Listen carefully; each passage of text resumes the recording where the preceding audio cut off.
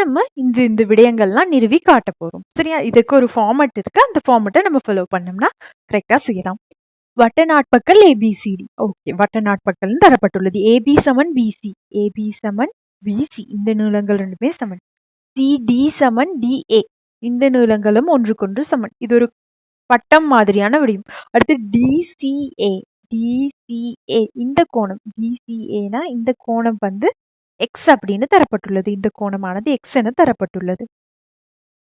அதனை வைத்துக்கொண்டு தரப்பட்டுள்ள விடயங்களை நம்ம கண்டுபிடிக்க போறோம். தரப்பட்டுள்ள உருவில் விடைத்தாளில் பிரதி செய்து மேற்குறித்த தகவல்களை அதில் சேர்க்க. வட்டத்திற்கு டியில் தொடலி டிடி அமையுமெனின் ஏசி சமாந்தரம் டிடி என காட்டுக. ஓகே, ஏசி சமாந்தரம் டிடி, இதுதான் டிடி. ஓகே, டிடி இது வந்து சமாந்தரம்னு நம்ம காட்ட போறோம். எவ்வாறு காட்டலாம் அப்படின்றத பாருங்க.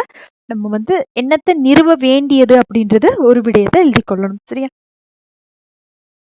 முக்கியமா இங்கே நமக்கு தேவையானது தரவு. ஓகே, தரப்பட்டுள்ள தரவுகளை நம்ம குறித்து கொள்வோம். அதற்கடுத்து இந்த ஃபார்மட்ல தான் எழுதணும். ஏபிசிடி ஓர் வட்ட நாட்பக்கல், அதுதான் தரப்பட்டுள்ள தரவு. ஓர் வட்ட நாட்பக்கல்.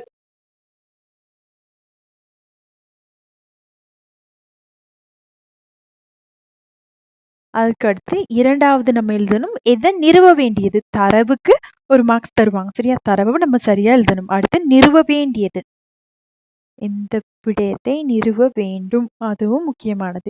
இந்த இடத்துல நம்ம நிறுவ வேண்டியது பாருங்க, டிடிஎனின் என காட்டுக. ஏசி சமாந்தரம் டிடி என காட்டுக. ஏசி சமாந்தரம், இந்த இரண்டு சாய்ந்த கோடுகள், சரிந்த கோடுகள் வந்து சமாந்தரத்தை காட்டுகிறது. இதுதான் நம்ம நிறுவ வேண்டும். சரியா? நிறுவ வேண்டும். அதற்கு அடுத்து எவ்வாறு இந்த நிறுவல் செய்யலாம் அப்படின்றத பாருங்க. தரவு நிறுவ வேண்டியது, அமைப்பு தேவைன்னா அமைப்பு வரையணும், இல்லைன்னா டிரெக்டா நிறுவலுக்கு போயிடலாம். இது ரெண்டும் சமாந்தரம்னு காட்டுறதுக்கு நமக்கு 2 சான்ஸ் இருக்கு. சரியா? பாருங்க, இது எக்ஸ் அப்படின்னா இதுவும் எக்ஸ் அப்படின்னு நம்ம நிரூபித்துட்டோம்னு வைங்களே. இவர் எக்ஸ்னா இவரும் எக்ஸ்ன்னு நிரூபித்தோம்னா ஒன்று விட்ட கோணங்கள் சமனா இருக்கு. சமாந்தர கோடுகளுக்கு இடையில ஒன்று விட்ட கோணங்கள் சமனா இருக்கும். அதோட மறுதலை தேற்றம், ஒன்று விட்ட கோணங்கள் சமாந்தரமா இருந்தா அது சமாந்தரமா இருக்கும். திரும்ப சொல்றேன் பாருங்க, சமாந்தர கோடுகளுக்கு இடையில ஒன்று விட்ட கோணங்கள் சமனா இருக்கும். ஒன்று விட்ட கோணங்கள் சமனா இருந்தா அவை சமாந்தர கோடுகளாக இருக்கும். சரியா? அவை சமாந்தர கோடுகளாக இருக்கும். இந்த விடயம் தான் நம்ம இப்ப நிரூபித்து காட்ட போறோம். இதற்கு முதல்ல டிசிஏ, டிசிஏ இங்க பாருங்க தந்திருக்கிறாங்க. டிசிஏ எக்ஸ் என தரப்பட்டுள்ளது. டிசிஏ சமன் எக்ஸ், எக்ஸ். இதற்கு அடுத்து இவர் எக்ஸ்னா இந்த கோணமும் எக்ஸா தான் இருக்கும். பாருங்க, இது ஒரு இருசம பக்க முக்கோணியா. இருசம பக்க முக்கோணியில சமனான பக்கங்களுக்கு எதிரான கோணங்களும் சமனாக இருக்கும். ஆகவே இந்த இடத்துல நீங்க எழுதலாம் கமா, ஆகவே டிஏசி, டிஏசி இவரும் எப்படி இருப்பாரு அப்படின்னு பாத்தீங்கன்னா சமன் எக்ஸ். காரணம் எழுதணும், இரு சமபக்க முக்கோணி, இரு சமபக்க முக்கோணி, இரு சமபக்க முக்கோணி இலகுவானதுதான். சரியா? முதலாவது ரீசன் எழுதிட்டோம். அதுக்கடுத்து இவங்க 2 பேருமே சமனாக இருப்பாங்க தானே. இது எக்ஸ்னா இதுவும் எக்ஸ் ஆக இருக்கிறது. அடுத்து இன்னொரு விடயம் பாருங்க, இவர் எக்ஸ்னா இந்த கோணமும் எக்ஸ் ஆக தான் இருக்கும். இந்த கோணமும் எக்ஸ் ஆக தான் இருக்கும். பாருங்க, ஒன்று விட்ட வட்டத்துண்ட கோணம், ஒரு நாணிலிருந்து பரிதியில் எதிரமைக்கும் முக்கோணங்கள் இரண்டும் சமனான கோணங்களாக இருக்கும். சரியா? ஒரு நான் பரிதியில் 2 முக்கோணிகளை எதிரமைக்குமெனின் அவ்விரு கோணங்களும் சமனாக இருக்கும். சரியா? இந்த கோணமும் இந்த கோணமும் சமன். அதையும் நம்ம எழுதுவோம். டிசிஏ சமன் ஏபிடி, ஏபிடி சமன் எக்ஸ். இதற்குரிய காரணம் என்ன? ஒன்று விட்ட வட்டத்துண்ட கோணங்கள், ஒன்று விட்ட வட்ட துண்ட கோணங்கள். இவ்வாறு எழுதுனா போதும். சரியா? விரித்து எழுத தேவையில்லை. இந்த மாதிரி ஷார்ட்டாவே நீங்க எழுதுனீங்களா போதும்.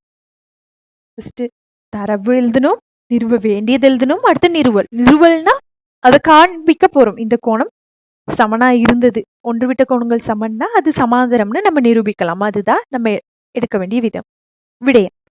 இதுல பாருங்க, இவர் எக்ஸ்னா இவர் எக்ஸ், இருசம பக்க முக்கோணி. அடுத்து இவர் எக்ஸ்னா இந்த கோணமும் எக்ஸ் ஆக இருக்கும். அதற்கு காரணம் ஒன்று விட்ட வட்ட துண்ட கோணங்கள், ஒன்று விட்ட வட்ட துண்ட கோணங்கள். அதே மாதிரி நம்ம வேற என்ன காட்டலாம்? இது எக்ஸ், இது இவரும் எக்ஸ், இவரும் எக்ஸ். சிடிடி இந்த கோணம் எக்ஸா இருக்கும், இவரும் எக்ஸா இருக்கும். அதே மாதிரி பாருங்க, இந்த இந்த ஒரு நான் நீங்க எடுத்தீங்கன்னா, இதை ஒரு நானாக எடுத்தீங்கன்னா, அது பரிதியில் எதிரமைக்கும் முக்கோணிகள் இரண்டும் சமனான கோணங்களில் இடைவெட்டும். பரிதியை சமனான கோணங்களில் இடைவெட்டும். இது எக்ஸ்னா இவருமே எக்ஸா தான் இருப்பாரு. இவருமே எக்ஸா தான் இருப்பாரு. அதுக்கடுத்து இது ஒரு வட்ட நாட்பக்கல்னு சொல்லி இருக்கிறாங்க தானே. வட்ட நாட்பக்கல்ல எப்படி இருக்கும்னா புறக்கோணம், சரியா? புறக்கோணம் அகத்தெதிர் கோணத்திற்கு சமனாக இருக்கும். ஆனா நம்ம அதை இந்த இடத்துல யூஸ் பண்ண முடியாது. ஏன்னு பார்த்துக்கொள்ளுங்க. ஏதாவது ஒரு பக்கத்தை நீட்டும் போதுதான் அந்த புறக்கோணம் வரணும். ஏதாவது ஒரு பக்கத்தை நீட்டும் போதுதான் அந்த புறக்கோணம் வரணும். ஆனா இந்த பக்கம் நீட்டுறதா? இல்ல, நீட்டப்படவில்லை.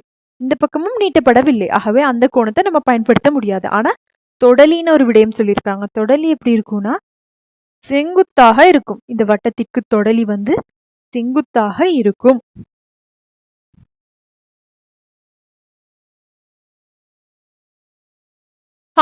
இந்த இடத்துல பாருங்க, இவரும் இவரும் பாருங்க டி இல்ல வந்து தொடலி வரைந்திருக்காங்க. தொடலியும் இவரும் செங்கோணம் அப்படின்னா நம்ம எடுக்கலாம். இந்த இடத்துலதான் ஏதோ ஒரு இடத்துல நம்மளுக்குரிய மையம் அமைய போகிறது அப்படின்ற ஒரு கன்க்ளூஷன் நம்ம எடுக்கலாம். நம்மளுக்குரிய மையம் வந்து இந்த பிடி அந்த நேர்கோட்டில ஏதோ ஒரு இடத்துலதான் அந்த மையத்தினுடைய அமைவிடம் இருக்க போகிறது. மையத்தினுடைய அமைவிடம் இதில் தான் இருக்கப்பட போகிறது அப்படின்னு கண்டுபிடிக்கலாம். ஆகவே இந்த கோணத்தை பாருங்க, இந்த கோணமும் பாருங்க, இவர் செங்கோணமா இருக்கிறார் தானே. இந்த ஆரையும் இவரும் செங்கோணமாக இருக்கிறாரு. அதனால நம்ம இதற்கு அடுத்த ரீசன் என்ன எழுதலாம்னு பாருங்க. இதற்கு அடுத்து தொடர்ச்சியா எழுதிக்கோங்க. இந்த கோணமும் சமனா இருக்கும், சரியா? இதுலதான் மையம் அமைய போகிறது. ஆகவே இந்த கோணங்கள் சமனாக இருக்கும். எந்தெந்த கோணங்கள்னு பாத்தீங்கன்னா ஏசிடி கோணம் சமன் சிடிடியாக இருக்கும். சமன் சிடிடி. அதற்குரிய காரணம் ஒன்றுவிட்ட கோணங்கள். அது ரெண்டுமே சமனாக இருக்கிறது. அதோட அவை ரெண்டும் ஒன்றுவிட்ட கோணங்களாகவும் இருக்கின்றன. பாருங்க, ஒன்றுவிட்ட கோணங்களாக இருக்கின்றன தானே. கேபிட்டல் Z வடிவத்துல இருக்கு. ஒன்றுவிட்ட கோணங்கள் சமனா இருந்தா அந்த ரெண்டு நேர்கோடுகளும் எப்படி இருக்கும்? சமாந்தரமா இருந்தா ஒன்றுவிட்ட கோணங்கள் சமன். ஆகவே ஒன்றுவிட்ட கோணங்கள் சமனா இருக்கிறதுனால சமாந்தரமாகவும் இருக்கும். இதுல இருந்து நம்ம எழுதலாம், நிறுவ வேண்டியது நிறுவப்பட்டுள்ளது, சரியா? ஏசி சமாந்தரம் டிடி. ஏசி சமாந்தரம் டிடி. இவ்வாறுதான் இந்த நிறுவல் செய்யப்பட வேண்டும். ஏசியும் இந்த டிடியும் ஒன்றுக்கொன்று சமாந்தரமாக இருக்கும். ஏனென்றால் ஒன்றுவிட்ட கோணங்களினுடைய பருமன் சமனாக இருக்கிறது.